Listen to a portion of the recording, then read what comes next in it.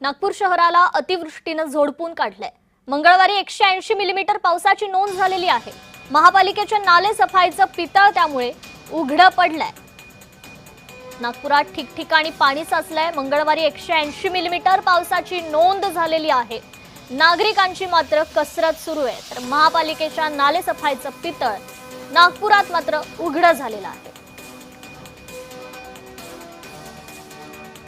नागपूर शहरात अतिवृष्टीचा चांगलाच फटका बसलेला आहे। मंगळवारी 180 मिलीमीटर पावसाची नोंद झालेली आहे। नागपूर शहर सध्या जलमय झालेलं आहे।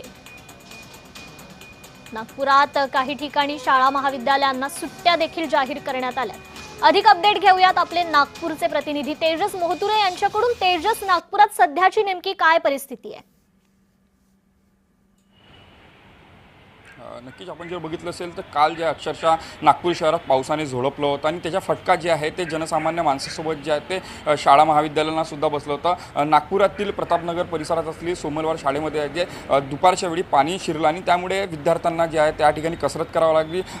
जिल्हा प्रशासनाने असेल किंवा मग महानगरपालिका प्रशासनाने ज्यांना दोरीच्या सहाय्याने त्यांना जे आहे ते बाहेर काढलं। सायंकाळपर्यंत जे आहे ते संपूर्ण रेस्क्यू ऑपरेशन जे आहे ते सुरू होतं। आज जे आहे ते जिल्हा प्रशासनातर्फे जे आहे ते नागपूर जिल्ह्यातील हिंगणा असेल, कामठी असेल यासोबत नागपूर शहराला सुद्धा महाविद्यालयांना जे आहे ते सुट्टी देण्यात आलेली आहे। मी नागपूर शहरातील जे आहे ते लक्ष्मीदेवी धीरण कन्या विद्यालय त्या ठिकाणी जर बघितलं असेल तर शाळा जी आहे ती बंद आहेत। या ठिकाणी जे आहे ते विद्यार्थ्यांच्या चिलबिल होता, मात्र संपूर्ण चिलबिल आज जे आहे ते बंद असणार आहे। एकूणच जर बघितलं असेल तर या संपूर्ण संदर्भात आपल्यासोबत बोलण्यासाठी येथील पर्यवेक्षक आहेत, त्यांच्यासोबत आपण संवाद साधू। काय सांगाल, आज जे आहे ते शाळा महाविद्यालय बंद करण्यात काय अलर्ट आपल्याला देण्यात आलेला आहे जिल्हा प्रशासनातर्फे? काल पाणी खूप साचल्यामुळे कलेक्टर डिक्लेअर्ड हॉलिडे केला आहे आज स्टुडंटसाठी, म्हणून आमची शाळा आज बंद आहे।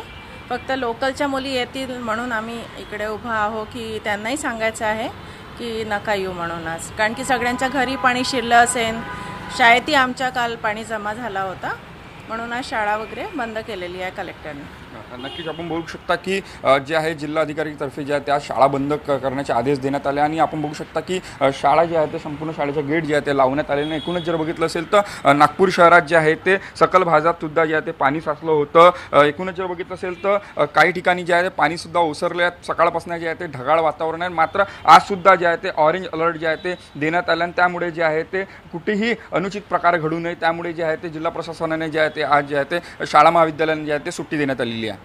तेजस, खरं तर महापालिकेकडून नाले सफाईचा दावा करण्यात आला होता, कुठेही यावेळी पाणी साचणार नाही असं सांगण्यात आलं होतं आणि आज मात्र ही परिस्थिती वेगळी पाहायला मिळते। ठिकठिकाणी पाणी साचलंय नागपुरात, या संदर्भात काय माहिती?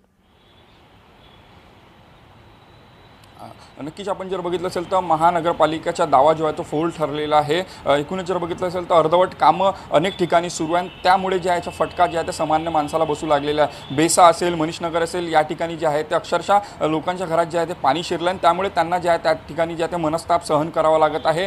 काल जे आहे ते नागपूरचे मनपा आयुक्त विपिन इटनकर यांनी जे आहे त्या ठिकाणी जे आहे ते देखरेखसुद्धा केली। यासोबत जे आहे ते स्थायी समितीच्या सभापती शिवानी दानीसुद्धा जे आहे ते आल्या होत्या। मात्र एकूणच जर बघितलं असेल तर परिस्थिती अत्यंत बिकट आहे। अनेक रस्ते जे आहेत ते खोदून ठेवल्यामुळे जे आहे त्यामुळे लोकांच्या घरात जे आहे ते पाणी शिरत आहे आणि त्यामुळे लोकसुद्धा आता महानगरपालिका प्रशासनाला जे आहे ते जाब विचारत आहे।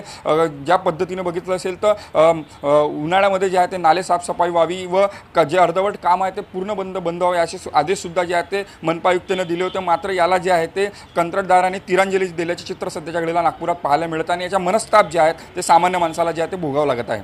अगदीच तेजस, धन्यवाद आपण दिलेल्या या अपडेट संदर्भात।